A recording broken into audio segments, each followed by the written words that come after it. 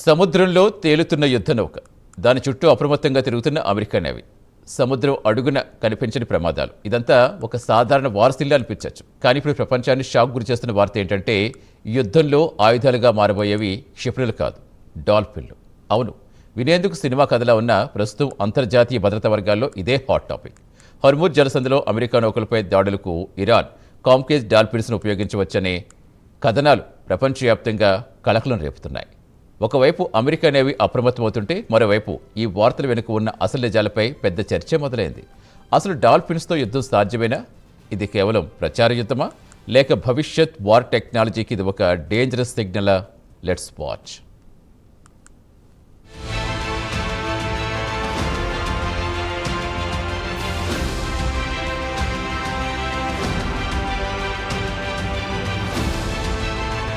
సముద్రంలో యుద్ధం అంటే ఇప్పటి వరకు మనం ఊహించేది యుద్ధ నౌకలు, జలాంతర్గాములు, క్షిపణులు.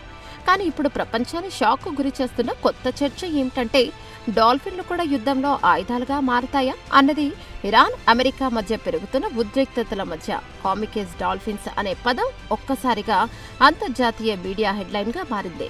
హర్మూజ్ జలసంధిలో అమెరికా నౌకలపై మైన్లు మోసుకెళ్లే డాల్ఫిన్లు ఇరాన్ వినియోగించనున్న కథనాలు వెలువడంతో ప్రపంచ భద్రతా వర్గాలు ఒక్కసారిగా అప్రమత్తమయ్యాయి.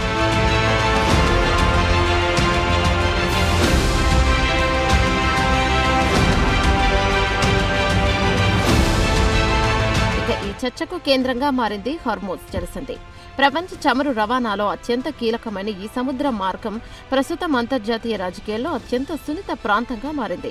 ఇరాన్పై ఆర్థిక ఆంక్షలు, చమురు ఎగుమతులపై ఒత్తిడి, అమెరికా నౌకాదళ కదలికలు ఇవన్నీ కలిసి పరిస్థితిని మరింత ఉధృతంగా మార్చాయి. ఇలాంటి సమయంలోనే మైన్లు మోసుకెళ్లే డాల్ఫిన్లు అనే కథనం బయటకు రావడం ప్రపంచ దృష్టిని ఆకర్షించింది. ఇరాన్ ఆలోచనలో ఇది నిజంగానే ఉందా, లేక సైకలాజికల్ వార్లో భాగమా అన్నది ఇప్పుడు పెద్ద చర్చగా మారింది. అమెరికా రక్షణ మంత్రి పీటర్ హెగ్సెట్ చేసిన వ్యాఖ్యలు ఈ అంశాన్ని మరింత వైరల్ చేశాయి. ఇరాన్ వద్ద కామికేజ్ డాల్ఫిన్లు లేవని తాను నిర్ధారించగలనని చెబుతూ, అమెరికా దగ్గర ఉన్నాయా లేదా అన్న విషయంపై మాత్రం కన్ఫర్మ్ డినై చేయలేను అని వ్యాఖ్యానించారు. ఈ ఒక్క లైన్ ప్రపంచవ్యాప్తంగా సోషల్ మీడియాలో పెద్ద చర్చకు దారితీసింది.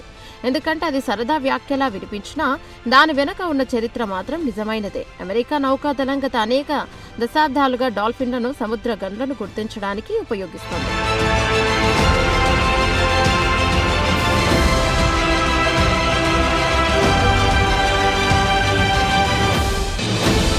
అమెరికా మెరైన్ మమ్మల్ ప్రోగ్రాం 1950ల నుంచి కొనసాగుతుంది. కార్యక్రమంలో బాటిల్నోస్ డాల్ఫిన్లు, కాలిఫోర్నియా సీ లయన్స్లకు ప్రత్యేక శిక్షణ ఇస్తారు.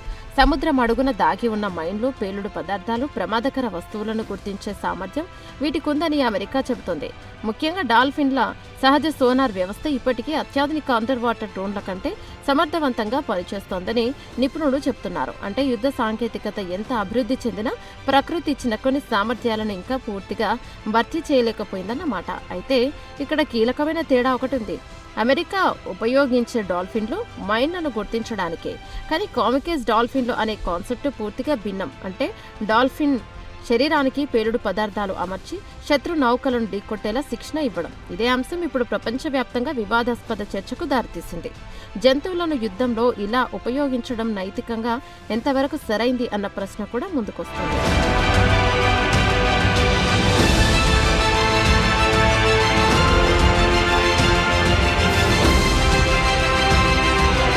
కథలో రష్యా పాత్ర కూడా కీలకంగా కనిపిస్తోంది. ప్రచ్ఛన్న యుద్ధ కాలంలో సోవియట్ యూనియన్ సముద్ర జంతువులపై భారీ సైనిక పరిశోధనలు చేసింది. క్రిమియాలోని సెవెప్తపోల్ నౌకాదళ కేంద్రంలో డాల్ఫిన్లు, సీల్స్, సీ లయన్స్లకు ప్రత్యేక శిక్షణ ఇచ్చినట్లు పలు నివేదికలు చెబుతున్నాయి. శత్రు జలాంతర్గాములను గుర్తించడం, నౌకల కదలికను ట్రాక్ చేయడం, అవసరమైతే పేలుడు పదార్థాలు మోసుకెళ్లడం వంటి టాస్క్లకు వీటిని సిద్ధం చేసినట్లుగా సమాచారం. 2000 సంవత్సరంలో ఇరాన్ రష్యా నుంచి కొన్ని సముద్ర జంతువులను కొనుగోలు చేసిందన్న వార్తలు కూడా అప్పట్లో వెలువడ్డాయి. అయితే ప్రస్తుతం ఇరాన్ దగ్గర నిజంగా అలాంటి యాక్టివ్ ప్రోగ్రాం ఉందా అన్న దానిపై స్పష్టమైన ఆధారాలు లేవు. పాత ప్రోగ్రాంలు ఉండొచ్చు, కానీ అవి ఇప్పటికీ పనిచేస్తున్నాయా అన్నది నిర్ధారణ కాలేదు. అయినప్పటికీ హర్మూజ్ పరిస్థితిలో ఇరాన్ అసాధారణ వ్యూహాలను పరిశీలిస్తోందన్న విశ్లేషణలు వస్తున్నాయి. ఎందుకంటే సాంప్రదాయ యుద్ధంలో అమెరికాతో నేరుగా తలపడడం కష్టం కావడంతో తక్కువ ఖర్చుతో ఎక్కువ ప్రభావం చూపే అసమాన యుద్ధ పద్ధతులపై ఇరాన్ దృష్టి పెట్టిందని నిపుణులు చెబుతున్నారు.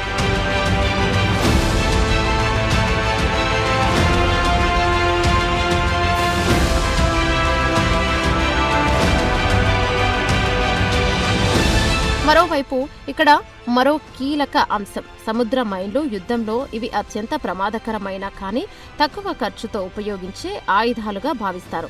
ఒక చిన్న మైన్ కూడా భారీ ఆయిల్ ట్యాంకర్ను నిలిపివేయగలదు. అందుకే హర్ముజ్ జలసంధిలో మైన్ల భయం ప్రపంచ మార్కెట్లను టెన్షన్లోకి నెట్టింది. ప్రస్తుతం అమెరికా నౌకాదళం డ్రోన్లు, హెలికాప్టర్లు, ప్రత్యేక సోనా సిస్టంలతో మైన్లను గుర్తించే ప్రయత్నాలు చేస్తోంది.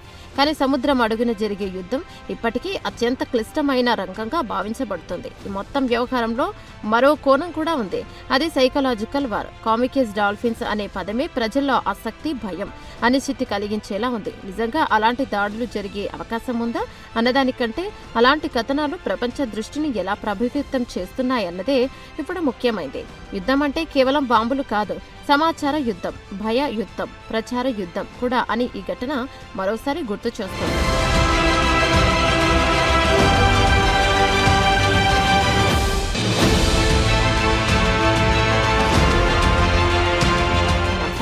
ఒకప్పుడు కథల్లో మాత్రమే విన్న సముద్ర జంతువుల యుద్ధం ఇప్పుడు మళ్లీ అంతర్జాతీయ చర్చగా మారుతోంది. కామికేజ్ డాల్ఫిన్స్ నిజమా అదా అన్నది పక్కన పెడితే ప్రపంచ యుద్ధ వ్యూహాలు ఎంత విచిత్ర దిశలో మారుతున్నాయో మాత్రం స్పష్టంగా కనిపిస్తోంది. టెక్నాలజీ, ప్రకృతి, మానసిక యుద్ధం ఇవన్నీ కలిసిపోయిన కొత్త భద్రతా ప్రపంచంలో ఇప్పుడు హర్ముజ్ జలసంధి కేవలం సముద్ర మార్గం కాదు, భవిష్యత్తు యుద్ధాల ప్రయోగశాలగా మారుతుంది.